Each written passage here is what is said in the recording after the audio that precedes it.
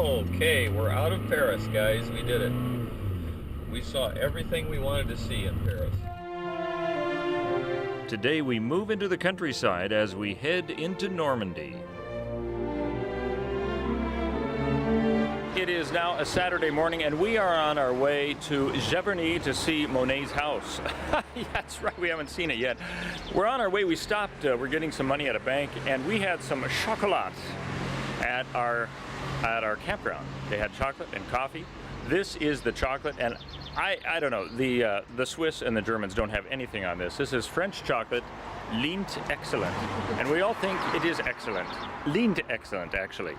So we're heading off now to get some money, and then on our way to Giverny.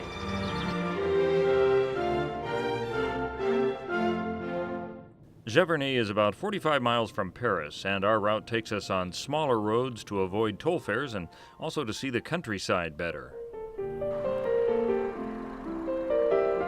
Upon entering Giverny, we find that Claude Monet's house is in the middle of it all, with a crowd outside. But we find the grounds aren't crowded, compared with June, July, and August anyway, according to one of the workers at the site. We are now outside of Claude Monet's house. Not only can we tour his house, but also his gardens and the place where he painted the famous water lilies. So let's go inside and check it out.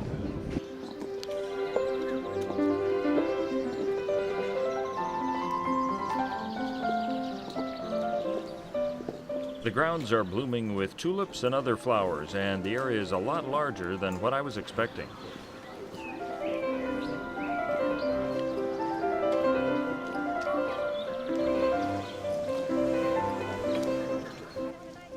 Claude Monet lived for 43 years at his home in Giverny, from 1883 to 1926. It came at a time when he could finally afford a place to live in the country. The grounds are still kept in a similar way as to how it was when Monet lived there.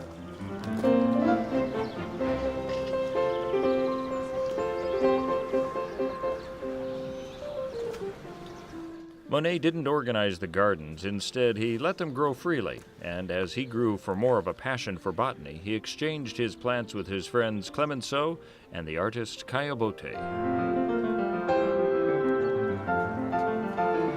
10 years after moving to his home in Giverny, Monet bought the neighboring property that would become his famous pond locations for his water lily paintings. A railway traveled between the two properties, and we walked through an underground tunnel to get to the ponds. Just like today's neighborhood association groups, Monet's neighbors didn't like the pond idea. They were afraid that the strange plants he grew there would poison the water.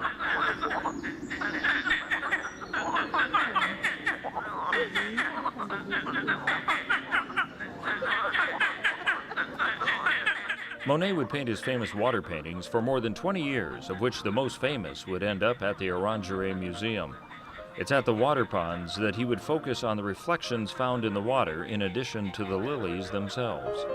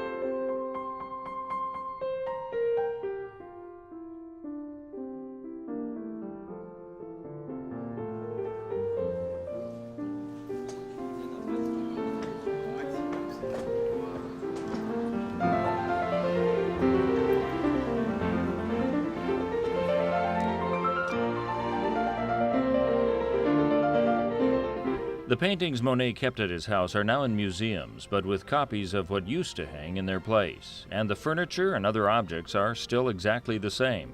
While he mostly stayed at home during the last years of his life, Monet's canvases grew larger, and it's said to have been a precursor to modern abstract art.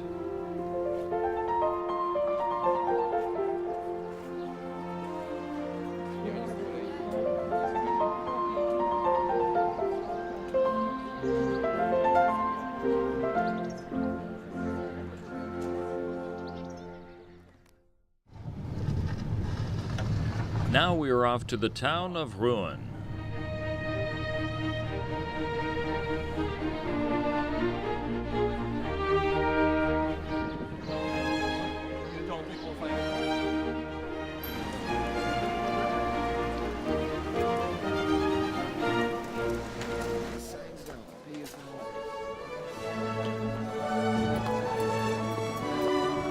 This is the town we know from the cathedral that was the focus of a series of Monet works. It's even more amazing in detail than we could have imagined.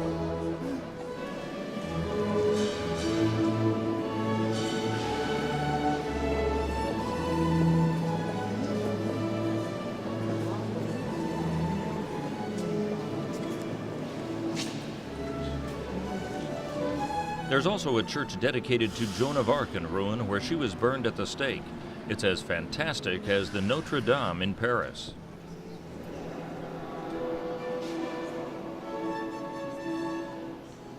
From Rouen, we continue to Honfleur. It's another town that was an inspiration for Impressionistic painters. It's all a part of the trip as we head into the heart of Normandy.